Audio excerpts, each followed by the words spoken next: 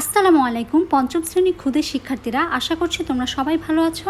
March Hans একাডেমিতে তোমাদের স্বাগতম। আজকে তোমাদের আমার বাংলা বইয়ের আমরা তোমাদের ভুলব না এই গল্পটি পড়াবো। গত ক্লাসগুলো তোমরা যারা দেখোনি অবশ্যই প্লেলিস্টে গিয়ে ক্লাসগুলো দেখে আসবে। তো চলো আমরা আমাদের গল্পটি শুরু করি। যারা ন্যায়ের পথে যুদ্ধ করতে গিয়ে মারা যান তাদের আমরা কি বলি? শহীদ বলি। তার মানে যারা অন্যায়ের বিরুদ্ধে ন্যায়ের পথে যুদ্ধ করতে গিয়ে মারা যায় তাদেরকে আমরা কি বলি? শহীদই মৃত্যু বলি। এদেশের জন্য এবং এদেশের মানুষের জন্য বহুকাল ধরে বহু মানুষ প্রাণ দিয়েছেন এবং শহীদ হয়েছেন। আজ থেকে প্রায় 200 বছর আগে ইংরেজদের নির্যাতন থেকে এদেশের কৃষককে বাঁচাতে গিয়ে যুদ্ধ করেছিলেন কে? তিতুমির। ইংরেজদের আক্রমণ প্রতিহত করার জন্য তিনি বাঁশের কেল্লা বানিয়েছিলেন। সেই কেল্লায় তিনি তার কৃষক সৈন্যদের সাথে নিয়ে যুদ্ধ করতে করতে শহীদ হয়েছিলেন। আমরা তাকে কখনোই ভুলব না। প্রায় 100 বছর আগে ইংরেজ শাসন থেকে এই দেশকে মুক্ত করতে যুদ্ধ করেছিলেন সূর্য সেন। যুদ্ধ করেছিলেন প্রীতিলতা সহ আরও অনেকেই। সূর্য সেনকে আটক করার পর তাকে ফাঁসিতে ঝুলিয়ে হত্যা করা হয়। প্রীতিলতা আত্মাহুতি দেন। অনেক আন্দোলন শেষে 1947 সালে ভারত আর পাকিস্তান স্বাধীন হয়। আমাদের পূর্ব বাংলা পাকিস্তানের অন্তর্ভুক্ত হয়। এই দেশের মানুষ স্বাধীনতার জন্য, পাকিস্তান প্রতিষ্ঠার জন্য অনেক ত্যাগ স্বীকার করেছেন। আমরা তাদের স্মরণ করব। যারা শহীদ হয়েছে আমরা কখনোই তাদের ভুলব না। 52 ভাষা আন্দোলনে শহীদদের কথা আমরা সবাই জানি, তাই না? সালাম, রফিক, বরকত, জব্বার সহ আরও অনেকেই বাংলা ভাষাকে রাষ্ট্রভাষা করার দাবিতে তারা সকলেই প্রাণ দিয়েছিলেন। তাদের স্মরণ করেই আমাদের শহীদ মিনার তৈরি করা হয়েছে। প্রতি বছর 21শে ফেব্রুয়ারিতে আমরা তাদের কী করি? স্মরণ করি। বাংলাদেশ স্বাধীন হওয়ার আগে পাকিস্তানের শাসক ছিলেন আইয়ুব খান। তার অত্যাচার এবং নির্যাতনের বিরুদ্ধে 1969 সালে একটি গণ অভ্যুত্থান হয়েছিল।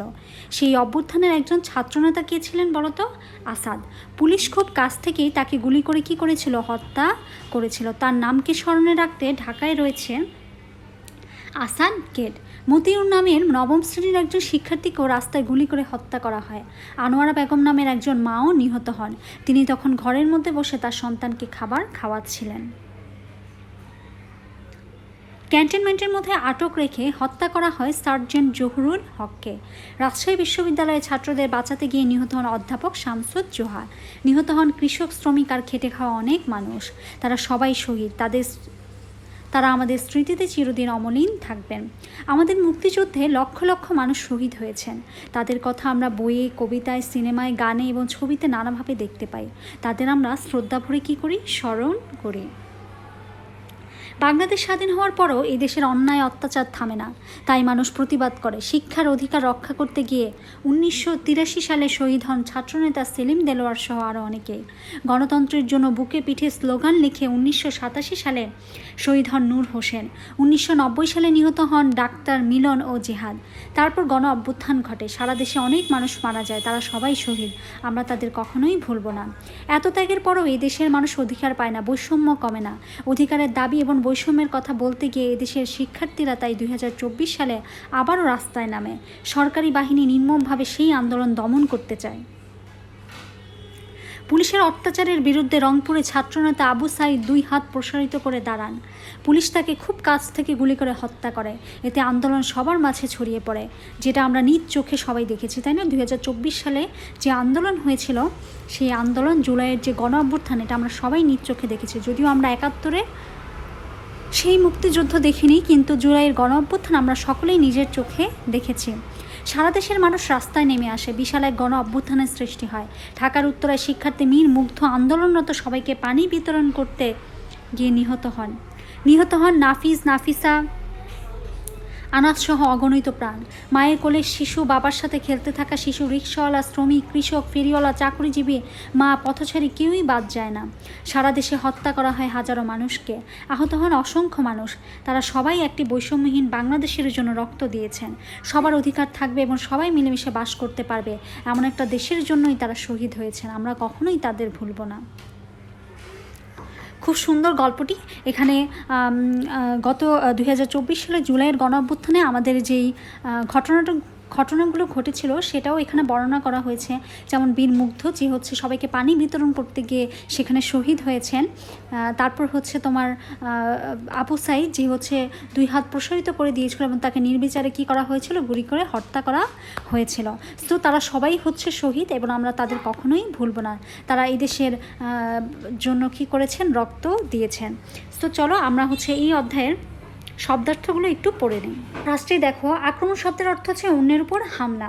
কেল্লা, দুর্গ বা সুরক্ষিত আশ্রয়। অভ্যুত্থান, গণ আন্দোলন, বিদ্রোহ। ক্যান্টনমেন্ট, সেনানিবাস। আন্দোলন, কোনো লক্ষ্য অর্জনের উদ্দেশ্যে প্রচার। সংঘবদ্ধ বিক্ষোভ। বৈষম্য, অসমতা। চলো ঘরের ভিতরে শব্দগুলো খালি জায়গায় বসে আমরা বাক্য তৈরি করি। ফার্স্ট কোশ্চেন দেখো, তিতুমির যুদ্ধ করেছিলেন এদেশের, এখানে হবে কৃষককে বাঁচাতে। সূর্য সেনকে ঠ্যাস ঝুলিয়ে হত্যা করা হয়, এটা হচ্ছে ফাঁসিতে ঝুলিয়ে হত্যা করা হয়। ভারত ও পাকিস্তান স্বাধীন হয় 1947 সালে। ভাষা শহীদদের স্মরণে তৈরি করা হয়েছে শহীদ মিনার। পুলিশের গুলির মুখে আবু সাঈদ 2 হাত প্রসারিত করে দাঁড়ান। নেক্সট চলো আমরা হচ্ছে এই অধ্যায়ের প্রশ্ন উত্তরগুলো একটু সলভ করে নিই। ফার্স্ট কোশ্চেন দেখো, কাদের আমরা শহীদ বলি? যারা ন্যায়ের পথে যুদ্ধ করতে গিয়ে মারা যান তাদের আমরা কি বলি? শহীদ বলি। ইংরেজদের বিরুদ্ধে দেশ বাঁচাতে কারা যুদ্ধ করেছিলেন? নেক্সট কোশ্চেনের অ্যান্সার দেখো, ইংরেজদের বিরুদ্ধে দেশ বাঁচাতে তিতুমির, সূর্য সেন, প্রীতিলতা সহ আরও অনেকেই যুদ্ধ করেছিলেন। 52 ভাষা শহীদের নাম লিখি। 52 ভাষা শহীদরা হলেন সালাম, বরকত, রহমত, জাব্বার সহ আরও অনেকেই। 1969-এর গণ অভ্যুত্থান সম্পর্কে যা জানি তা লিখি। পাকিস্তানি শাসক আইয়ুব খানের অত্যাচার ও নির্যাতনের বিরুদ্ধে 1969 সালে গণ অভ্যুত্থান হয়েছিল।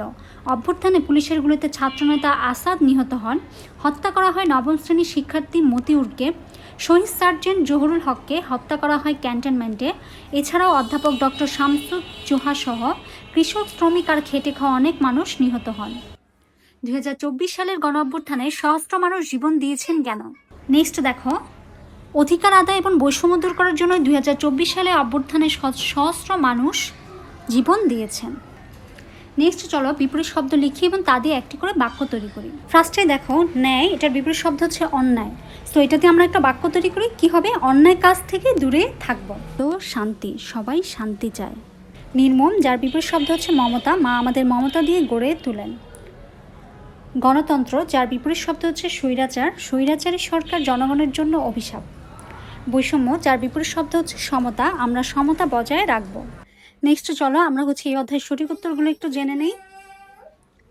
ফার্স্ট কোশ্চেন দেখো, 1947 সালে পূর্ব বাংলা কার অন্তর্ভুক্ত হয়? পাকিস্তানের। বাংলাদেশ স্বাধীন হওয়ার আগে পাকিস্তানের শাসক ছিলেন আইয়ুব খান।